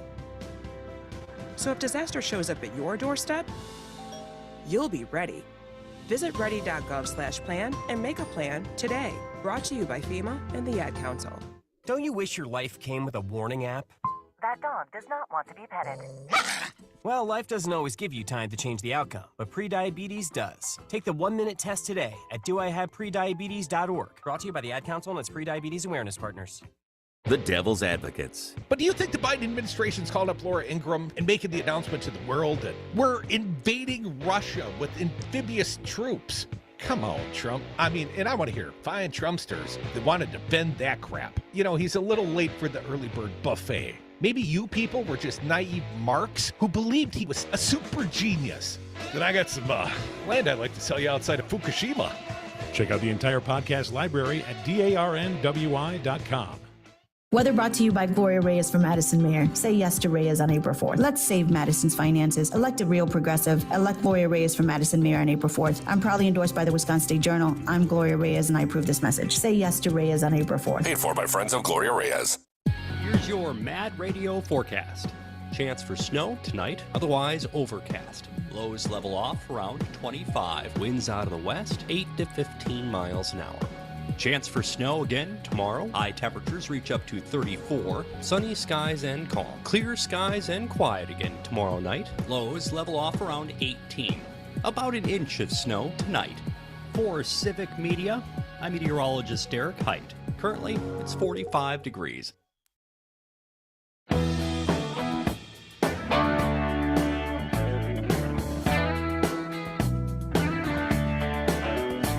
The Devil's Advocates, the fix for political junkies everywhere. And we are back. Thank you for listening to the Devil's Advocates radio show. Be sure to check us out on the socials. Hit us up on Twitter at Devil Radio, on Facebook at the Devil's Advocates Radio. You can find more on the shows and podcasts and interviews at civicmedia.us. Click on the shows tab and look for the greatest radio show ever, the Devil's Advocates. Tom, sometimes I think we get stuck in this rut trying to protect democracy from those that would try to overturn the Constitution and the will of the voters. You know, sort of the bad news. Yeah. I think we got to look for the good news sometimes. All right.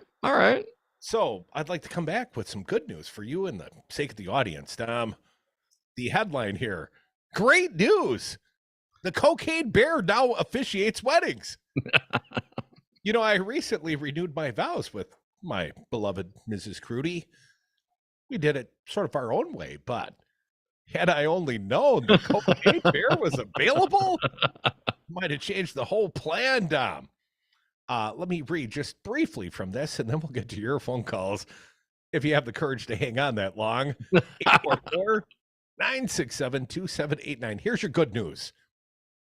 Be careful of the party favors at this new hot wedding venue on a cool Monday in Lexington, Kentucky. Natives Alexandria and Armando said their vows under the watchful eyes and probably dilated pupils of the cocaine bear, who officiated the wedding in his home at the Kentucky Fun Mall.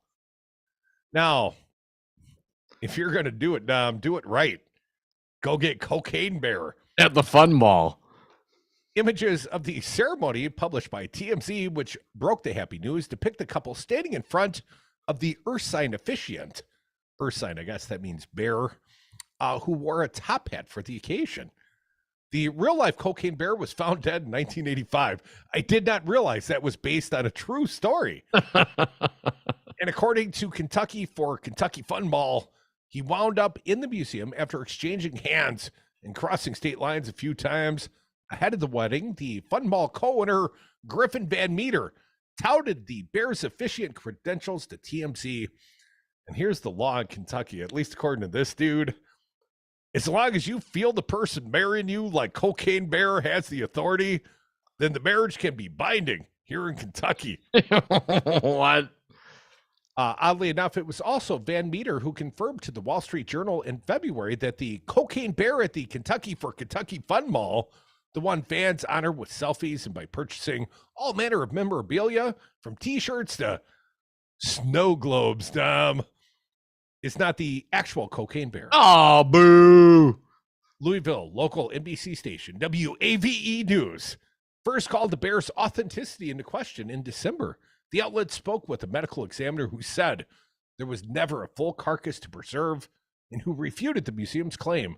Cited by TMZ, the bear was found with a stomach full of cocaine. We had bones and a little bit of height, the medical examiner told Wave. We had bones and used them to give us an idea of the height and weight of the bear, what it would have been. Wave further reported that the real-life bear was female, while the taxiderm bear on display in Lexington, nicknamed Pablo Escobar, is described as male. I think that's the important part, Dom. We got the most important part of that article. Cocaine bear at the mall in Kentucky. Go get married, folks. What? A little bit more. Maybe, wait, there's more. There's more from the conclusion of the article, Dom. Regardless of its authenticity, the cocaine bear has seen a brand explosion in recent months. I know you're aware. I'm saying this for the audience's sake. Cocaine bear, that's a thing now. It's a movie. Looks hilarious, but I haven't seen it yet. Charting a narrative from taxidermist theme park attraction to a biopic subject to now novelty wedding officiant. Is it a novelty? I think it could really catch on, Dom. If there's a third wedding for you, I think cocaine. Right. If there's a third wedding for me, it's probably because of the cocaine. Cocaine bear, you and cocaine bear running off together, Dom. Ask grass or cash. Nobody runs for free. Sources close to cocaine bear have remained tight-lipped as to whether or not this could become a permanent second act. If there's a taxidermied meth gator somewhere in the swamps of Florida, however, we're guessing she and her agent are taking notes. Guarantee that's the case. If there is a meth gator, Joel Clayfish has hunted him. Just don't eat it. 844-967-2789. Let's get to those very patient callers. You know how you know it's a meth gator? No teeth? All the missing teeth. Yeah. Mary from Milwaukee, welcome. What do you got for us today? Mary? Yeah, sorry, Cruton.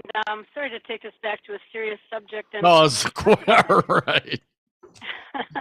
But I'm wondering if the Supreme Court candidates have expressed their opinion on gun control, and if appropriate, it should be highlighted in this last week. I'll take your response off the air. Thank you. I appreciate it, Mary. The only topic of gun control that I have heard is Ted Nugent. You know, the Fred Bear guy, the rock and roll turned wackadoo turned recent guest on Joel Clayfish's show, Raised in the Wisco. And also a recent opening act for Trump during the, Trump Davidian Waco cult meeting. That may also be true, although not independently verified by yours truly. But Dom, trust me, man. There was a little hate mail about the Ted Nugent appearance, and it was pre-authorized. I said, sure, man, have him on. I peppered it.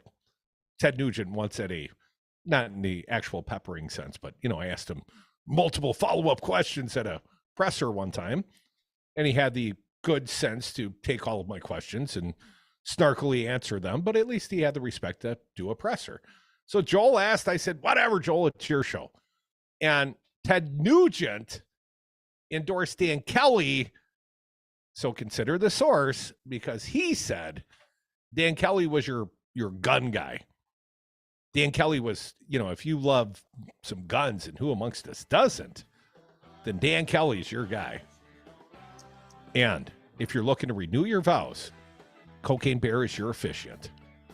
A little good news now. I believe I saw a picture of Dan Kelly at a gun range, shooting a rifle. So, he's very, very gun-y. And if Ted Nugent supported him, as Crudy said, consider the source. Oh, Ted, man, what happened to you, man? Detroit City Madman, such a disappointment. Folks, we are the Devil's Advocates, coming back with more of your calls. 844-967-2789. Looking for more local programming? Check out our website, civicmedia.us, to see our entire lineup.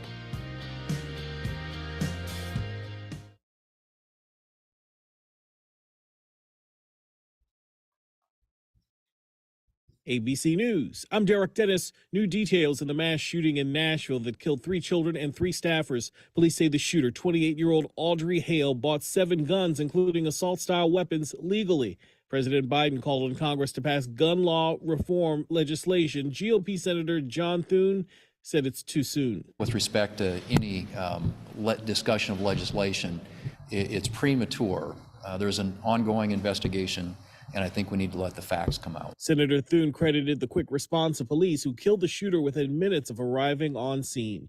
An appeals court has reinstated the conviction of Adnan Syed after finding a lower court violated the victim's family right to attend the hearing. Syed was convicted in 2000 for the murder of his girlfriend and was the subject of the crime podcast Serial. The federal government announcing it has offered relief to those displaced by the outbreak of tornadoes in Mississippi. This is ABC News. ABC News. Thanks for listening to Local Media. This is Pat Kreitlow from Up North News Radio, inviting you to join us every weekday morning from 6 to 8 a.m. Up North News is your online home for stories that are unabashedly Wisconsin. We cover the latest out of the state capital, of course, but we also celebrate this amazing state with stories about people and places, food, events, history, and more. You can find our work at our website, upnorthnewswi.com, or search for Up North News WI on social media and subscribe to our newsletter too.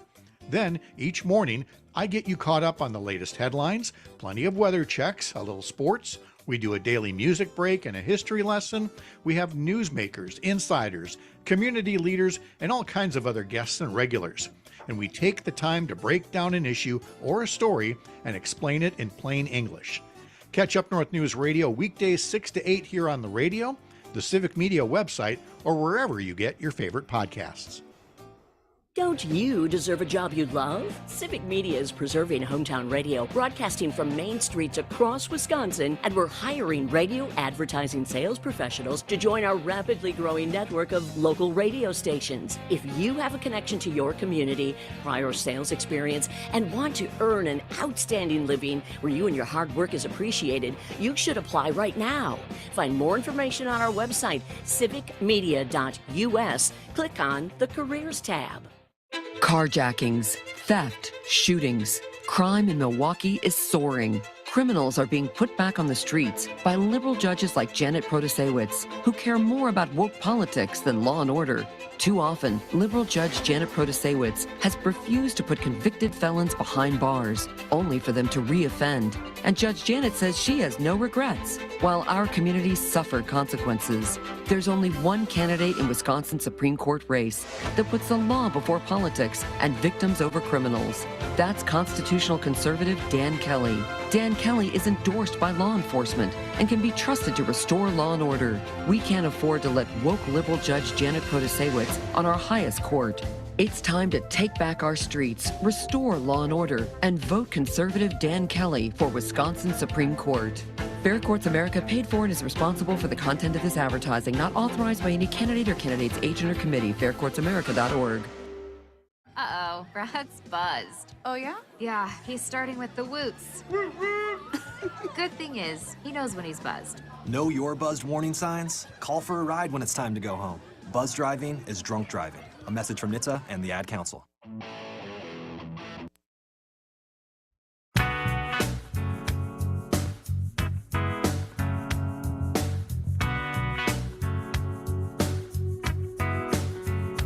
Save the $2 on tomorrow's paper. Listen to the Devil's Advocates today.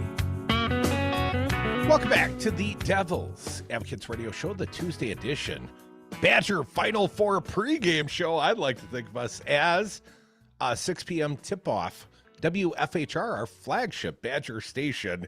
You can stream it live on the Civic Media app. Hey, just for the record, you got to say NIT Final Four. It's like saying Dan Kelly was a Supreme Court justice without noting that he was appointed by Scott Walker. I think, come on, man.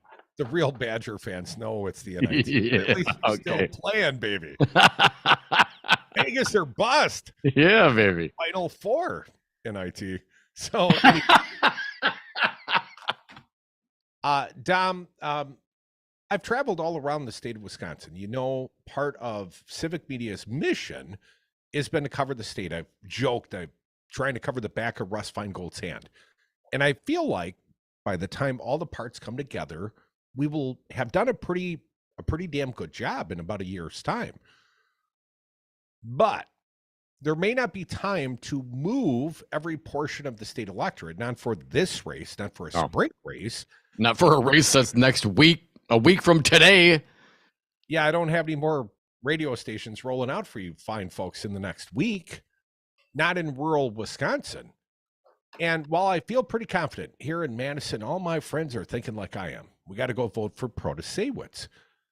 But I wonder, out in the out markets, out in the rural parts of the state of Wisconsin, where we typically see the overvote for the red, and don't let the colors fool you. This is Badger wear, folks. This ain't supportive of the Republican Party or the rural red part of the state, not the way they've been voting. But when you compare the Democrat strategy, the rural strategy, as Dave Zawiefel writes at the Capital Times, they don't have one. It's a little scary. Uh-oh. So you hope we're doing our part in the outstate. You hope a guy like Ben Wickler has raised enough capital and there's enough third-party spending, although we know that Matt Rothschild was bemoaning that. Now we're one. Find the podcast at civicmedia.us a little bit later today. But the rural strategy, Dom, how do we convince rural voters that the Democratic Party stands for them? Because that's the question. We've got to turn out the cities, and Republicans turn out the rural areas. But couldn't we as Democrats try a little of Dave Zawiefel's writing? The National Democratic Party has taken a lot of hits in recent years for what many perceive as its abandonment of rural voters. But the most unsparing criticism comes from someone typically on the Democrat side, Texas gadfly and outspoken progressive Jim Hightower. Oh, I remember Jim. Anyone that's ever been to Fighting Bob Fest or a loyal listener of this fine show, we've had Jim on the show.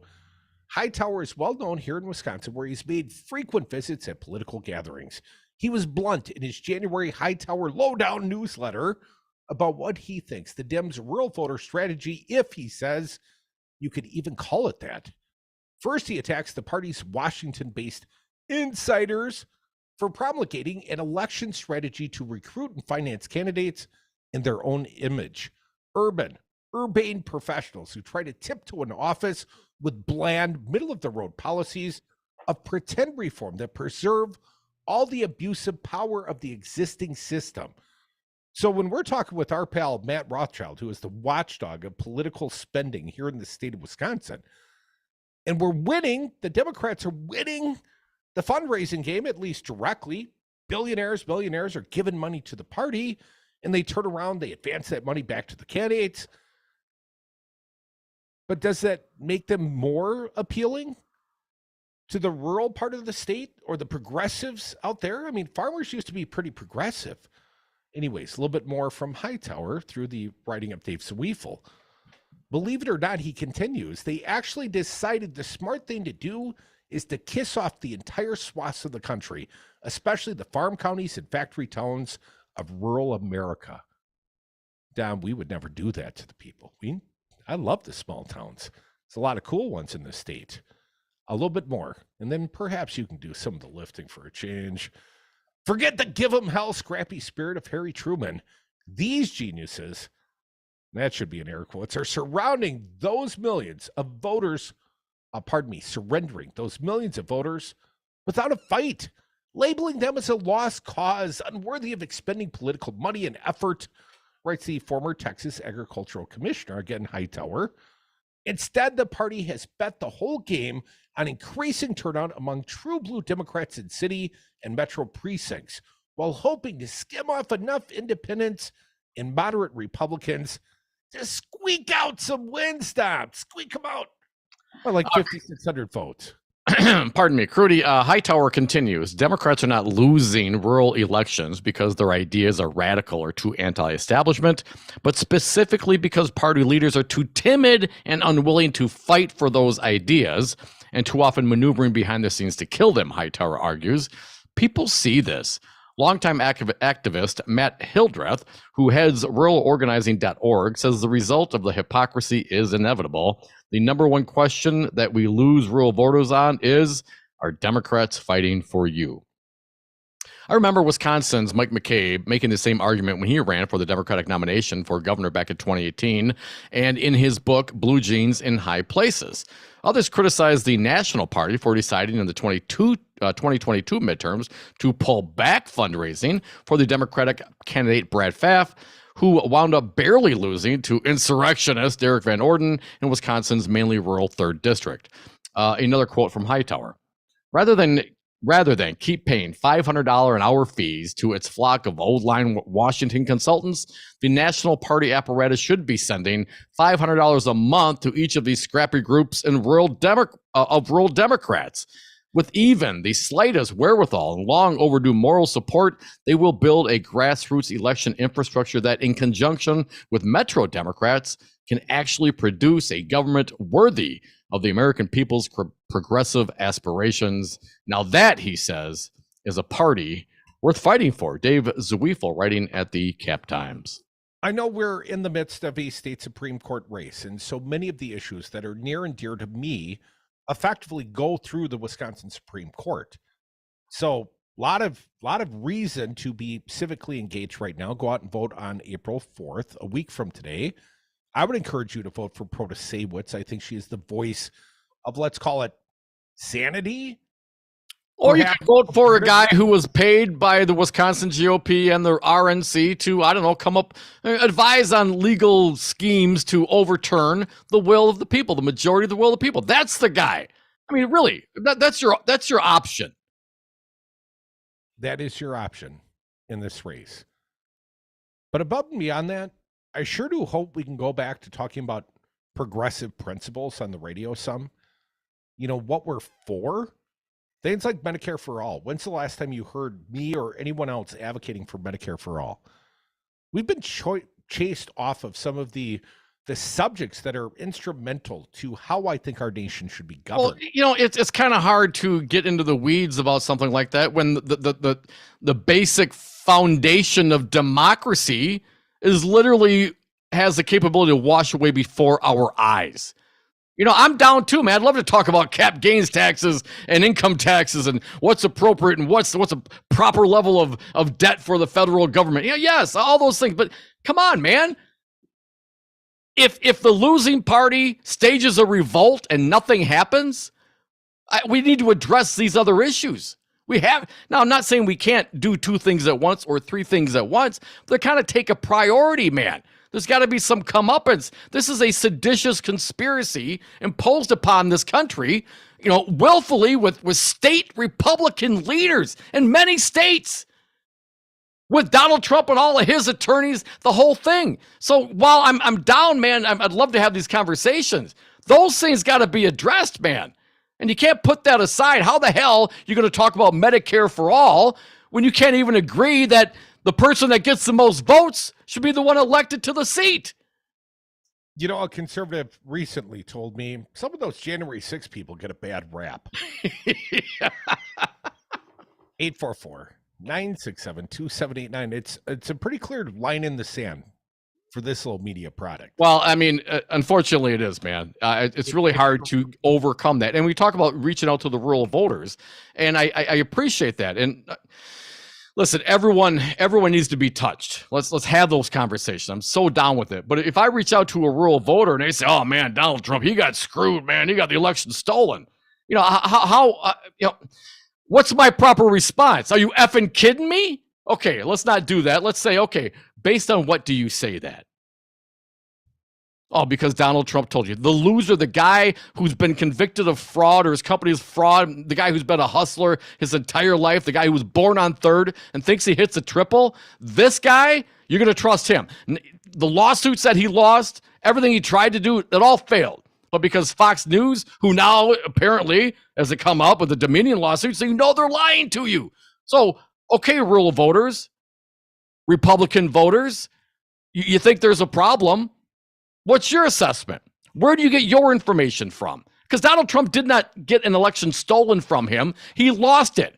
He lost it fair and square. Well, let me point out, Tom, hence the hard work I think we're doing here at Civic Media, dude. Where do you get reliable information in the out markets?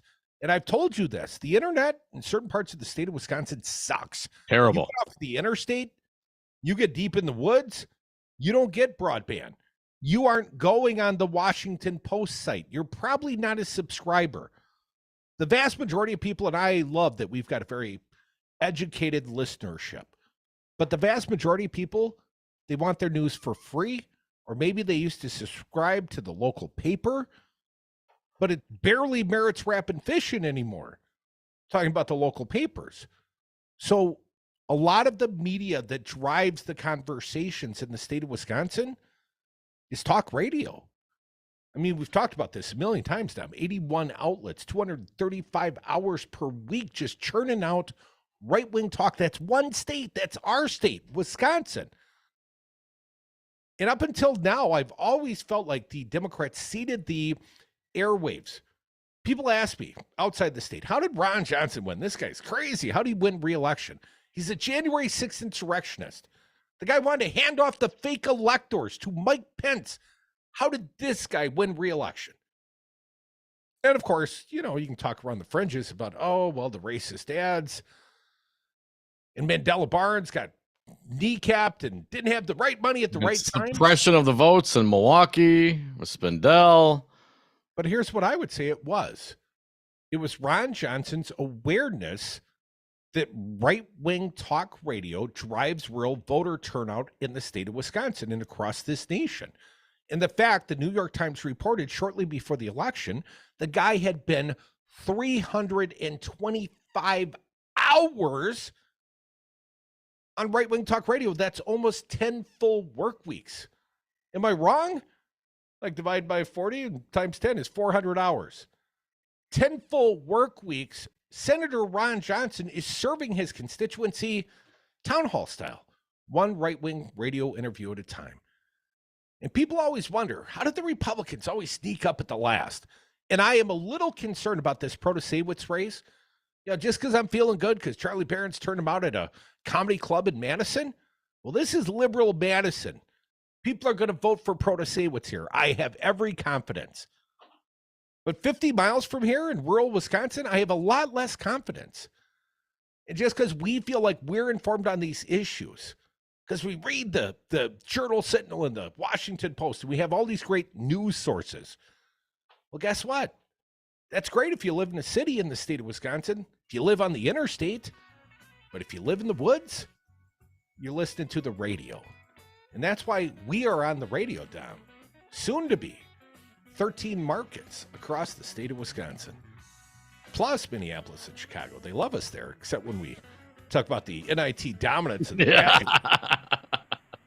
Folks, we are the Devil's Advocates. One last segment for your phone calls, then tipping off. NIT Final Four style from Vegas. Badgers playing out on the Civic Media Network. WFHR is our flagship. You can stream it live right here. But we ain't done yet. We're still waiting for your super duper takes, your phone calls at 844-967-2789. Call because it's important, because you love us, because we need the support. I'm getting ready for a Badger game.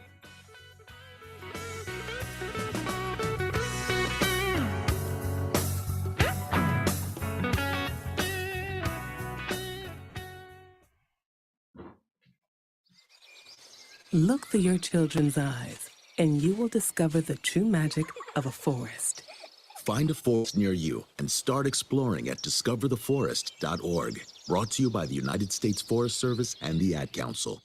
It's time to get out the vote with Wisconsin's own Charlie Behrens. Monday, March 27th at 7 p.m. at Comedy on State. Be a part of a Cripescast Live event with Charlie and his guest, journalism professor Mike Wagner. They'll discuss the importance of the upcoming Wisconsin Supreme Court election on April 4th. And of course, have a ton of fun along the way. Tickets are just $10 with all proceeds going to the Boys and Girls Club of Dane County. A limited number of VIP tickets are $50. Log on MadisonComedy.com. Plus, listen to your favorite Civic Media hosts this week for a chance to win a pair of VIP tickets of your own.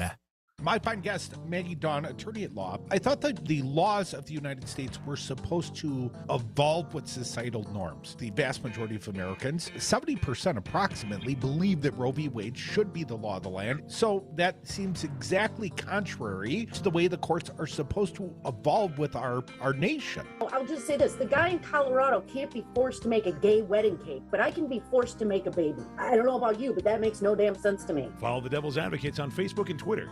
Weather brought to you by Gloria Reyes for Madison Mayor. Say yes to Reyes on April 4th. Let's save Madison's finances. Elect a real progressive. Elect Gloria Reyes for Madison Mayor on April 4th. I'm proudly endorsed by the Wisconsin State Journal. I'm Gloria Reyes, and I approve this message. Say yes to Reyes on April 4th. Paid for by friends of Gloria Reyes. Here's your Mad Radio forecast.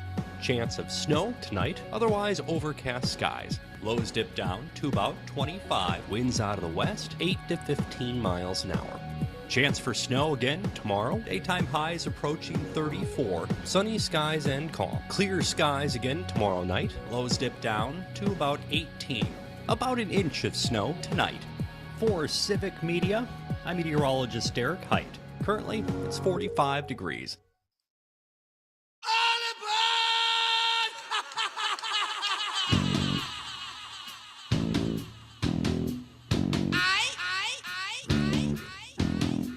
You're listening to the radio show your mother warned you about, The Devil's Advocates. And we are back. Thank you for listening to the Devil's Advocates radio show. Last segment of the day. If you got something to say, hit us up right now. 844-967-2789. Before we get to the phones, one final headline for the day. This is a big one. CNN breaking the news today. Federal judge has decided that former Vice President Mike Pence must testify to a grand jury about conversations he had with President Trump leading up to the January 6th insurrection. The judge said in a ruling that remains under seal that Pence still can decline to answer questions related to his actions on January 6th itself when he was serving as president of the Senate for the certification of the election. The ruling from Chief Judge James Boasberg from the U.S. District Court in Washington, D.C. is a major win for Special Counsel Jack Smith, who is spearheading the Justice Department investigation. Pence still has the ability to appeal. I hate that last sentence. There are too many appellate channels here. 844. Just go testify. I know. Do your patriotic duty, but also remember, I mean, last time they'd like, hey, you got till midnight to respond. Hey, DOJ, you got till 6 a.m. to respond. I mean, if they move with that kind of alacrity, this thing will be wrapped up sooner than you think. 844-967-2789. Dick, the most patient. Welcome, Dick from Madison. Hey, Dick. Alacrity. Holy smokes. I got to get my dictionary out for that one. Badgers. Do it quickly. The Badgers by 3. The Season is going to come out of the shooting slump. Anyway. I like that prediction, Dick. This is kind of off subject, but in all the things happening in the world, I really like how the Israeli people are handling their crook. What are they They're marching in the streets, are they not, Dick? Yes, they are, and they kind of changed its tune on things, at least for the time being. But don't trust them any farther than you could throw them, and that's not very far. Well, the French people are also in the streets. Americans only go in the streets to try to overturn the outcome of an election when their former president lies to them. Right. There is that. But, no, I just find everything going on over there incredibly interesting. And it kind of ties into this country, but... Well, don't get so distracted you forget to vote a week from today. Oh, no. A vote for Protasewicz is a vote for democracy, Dick. It's a vote against fascism. There we go. Dick, you Antifa. Thanks, man. Appreciate it. Just like my grandpa was. 844-967-2789. My carpool buddy Rico from Rock County. How you doing, Rico? Hey, Rico. Oh, God. Somebody's got to tell Charlie, man, that, once you get in there to Mantown, you got to quit looking out for those deer, man. It's those goddamn potholes. Jeez Louise. Fix the road, Scott Walker. I mean, Tony Evers. Hey, I just want to say to all folks out there, I found out firsthand last night what it's like to be a friend of the Devils. And Mike, You're a stand-up guy. Thanks a lot. Well, I'm sitting currently, but I appreciate the kind words, Rico. You know, it is just a strange confluence of circumstance that led me to flip you the keys to my car last night because I didn't want to drive it home, and you looked like you were more in need than I was. It's a shorter Uber ride out to Middleton, and I made a guy drive me. So thank you, William. We all had a favor to owe last night, Rico. Right, man. Pay it forward, baby. Yeah, good thing. Hey, appreciate it, guys. Everything you do, man. Yeah, thank you, Rico. Thanks, Rico. Glad Mrs. Rico made it to work. She was quite unnerved of the thought of like having to camp out at a Motel 6 in Madison. Just want to go to a Charlie Barron show for Christmas. Just trying to have some fun, man. Glad you know what they say, Dom, a friend in need is a friend indeed. Amen, brother. Glad I could be a friend last night, Rico. Don't ask though, Dom. I'm not loaning you. You're like my youngest kid. No. The answer is no. Always no. I'll convince you. 844-967-2789. Jim from Appletown. How you doing, Jim? Welcome, Jim. I'm doing okay, guys. Thanks for taking my call. I just wanted to throw out there, I'm getting lots of texts from out-of-state people that are saying, vote for Dan Kelly. Janet bad. Well, how'd you get on the Republican text list? What'd you do, Jim? No idea. I must have done something terrible. But I just want everybody to know that's receiving these texts. Make sure you check the area code because most of them are coming from out of state. Well, I got a 202. Nothing to do with it. I got 202 from the Working Families Party telling me the early voting has started in the Supreme Court race. I got like 9 of these. I got, what's this one tell me? This one's really long, a little too much. We need your help in Wisconsin. Just 7 days. Wisconsin voters will vote in the biggest election of 2023 in the Wisconsin Supreme Court race. That came from a 231. My bad, Jim. So, yeah, not getting a lot of hometown love. Yeah, I got a 354 and a 602, and yeah, okay, guys. 231's like northwest Michigan, like Traverse City style. I got one from the WIS GOP at an 833 number. WIS GOP early voting has started. Suddenly they've taken a change of tune, Jim. What? They're early voting? I thought that was bad, Jim. They're ballot harvesting on the right these days, Jim. Well, they got to play by the same rules, you know. And it tells me vote for Justice Dan Kelly 4-4. And it also says text stop to end. I'm gonna text stop. Hey, Jim. So, Crudy's in Madison. I'm in Milwaukee. These are pretty blue areas. Appleton, more purple, man. What's your sense around the Fox Valley these days as it pertains to this election? When I get to the north part of the valley, I see way too many Kelly signs for my taste. Very surprising to me that Green Bay, and we have a new station in Green Bay, as you may well know, Jim, WGBW. Green Bay, a red city, despite the fact it's a college town and it's a city. We're going to change that if we can, Jim. Not because I'm Team Blue, because I'm Team Truth, and the other team's not so much on the truth side these days. His better half is here. Uh-oh. Better half is here. Yeah. Jim, hand off the phone. I'm in trouble now. You want to talk to him? Dude? Are we on a party line here, Jim? Right. Lay it on us. She was carrying supper past me and just let me know that she was here. What'd you cook for dinner, Jim? I'm a little hungry myself. Jim's already moved on to eating it. Jim, thanks for listening to. Rudy, you're always hungry, man. It's the greatest radio show ever. I ate at Cafe Hollander today. Oh, yeah, nice. Not the one in Milwaukee where we were at the scene of the crime post-Republican presidential debate. Fine guest list that night included Charles Franklin, pollster extraordinaire, and U.S. Senator Ron Johnson. Oh, the good old days back when we could talk to Republicans without thinking you're, conversing with the traitors. Are we going to have like a line literally around our production booth on the Republican debate coming to Milwaukee, just like Brojo, stay past this line. Thank you all for listening. Badgers tip off at 6, WFHR. our Badger flagship station. Keep it locked, Civic Media app. Hey, we got a big Wisconsin Supreme Court race this spring, and whoever wins